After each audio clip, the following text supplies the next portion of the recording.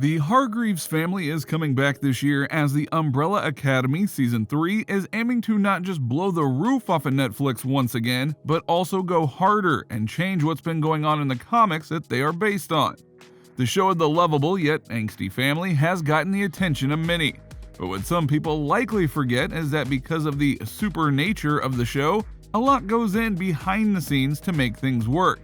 So given that, allow us to show you Umbrella Academy, 9 shocking behind-the-scenes moments. Number 9. Luther's Look. Tom Hopper, aka Number 1, aka Luther, is the heart of gold leader who tries to do right by his family and his father, but always comes up just short of his own goals most times. In the first season, we find out that the reason he is so big is because he was injected with a shot that basically turned him into a human gorilla, a move that would affect his character heavily throughout the first 2 seasons. But what you might not realize is that this almost wasn't the look that they went with. At first, Tom Hopper was going to bulk up to be the biggest possible level he could, and then maybe CGI the rest of him. But after a while, they went ahead and put on a bodysuit. Hopper was a little mad about that at first, but even he admitted it was easier. Plus, by season 2, they had refined it so much that it was much more comfortable for him to get into and move around in, which is typical of shows like this. Hopefully, he'll be even more comfortable in the suit by the time that season 3 comes out. Number 8. Comic versus live action. Here's the thing, when it comes to comic adaptations, there are often limitations on what can be shown and what is shown. Sometimes ideas are perfect on a comic page but don't always translate well to the big screen or TV. Because if you don't think about it, the only restriction on a comic page is your imagination and what your artist can do. But in live action, budgets and reality tend to hold things back. The Umbrella Academy is no different. For example, Vanya in the Umbrella Academy comic transforms into a very literal-looking violin person. It was very, comic style, so let's just put it like that, but obviously they had her just get a white suit and eyes to make it feel like a comic thing without going full tilt. Also, Diego's abilities were toned down so he could just do the knives thing and make him more relatable. These are the things that needed to be done in order to deliver the feel while keeping things on track with the tone. And as fans would likely agree, it worked. Number 7. The secrets of casting. The Umbrella Academy very much went above and beyond to make sure that certain casting secrets weren't revealed until later. On Instagram, Justin H. Min shared a photo of his trailer door with the name Jake on it. According to his caption, there were many code names used to hide the fact that he was playing Ben, aka Number 6. Miller, Jerry, Jake, someone was calling me Rebecca at one point. On the day that Season 1 was released, Justin revealed that his role was so top secret that he had to tell his family and friends that he was taking a semester abroad in Toronto. When he booked the show, he and his manager still had no idea who he would be playing.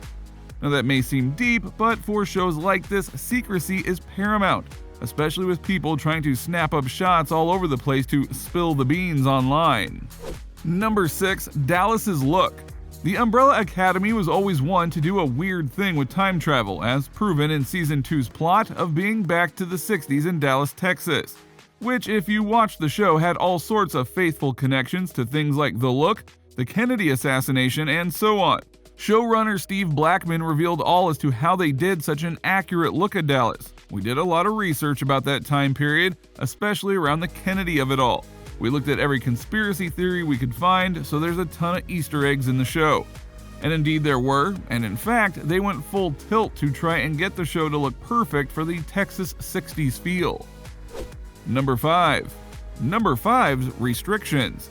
Aidan Gallagher plays Number 5 on the Umbrella Academy and is very much the character that everyone likes because of his quick wit and ability to just be a jerk on a dime, but yet pull it off with such confidence. While he plays an old man in the show, something that must be remembered is that he was only 15 when the first season started filming.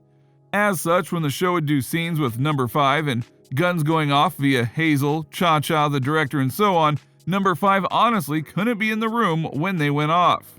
Why? Well, it's the law. Yeah, by law, he nor anyone else under the age of 18 could be around when guns went off. so they used film tricks and doubles to make it seem like they were in the room when the action was blasting around them. Bet you didn't see that coming, right? Number 4, originally meant to be a movie.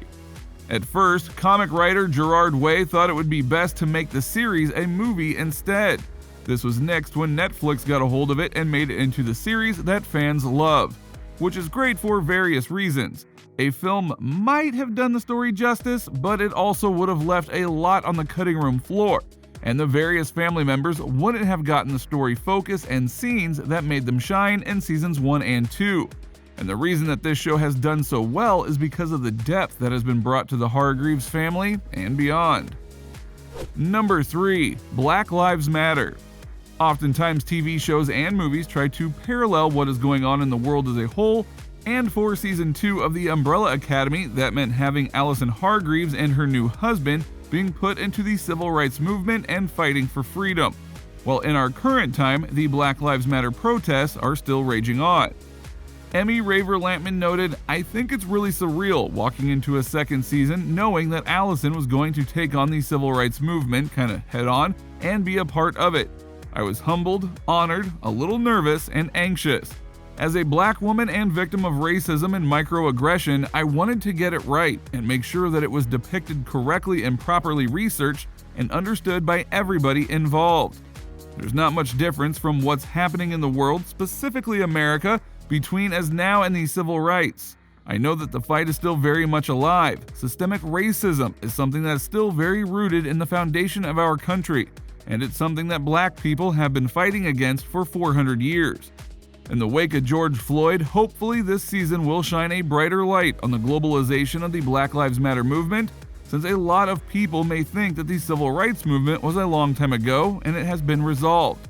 The riot in episode 3, for example, is similar to real-life events that's being broadcast on our televisions and on the internet. I was really nervous about the riot scene. Steven Surjik, who directed that episode, was just so respectful and so careful and so diligent about making sure that everybody felt comfortable. Number 2, Sparrows Everywhere. Most fans know that in every episode of The Umbrella Academy, there are umbrellas basically everywhere. But in season 2, they added to that with sparrows, 43 of them to be precise. Now that is a reference to the 43 powered children that Reginald Hargreaves and others sought to find and use. And as you know, some of those sparrows are showing up in season 3 in a big way. Number 1, the elevator scene.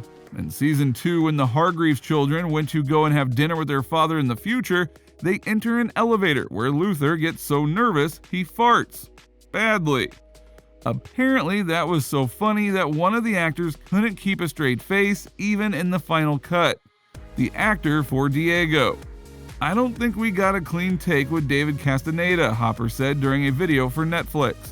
"Sometimes it's the natural reactions that make things like this show better, wouldn't you say?"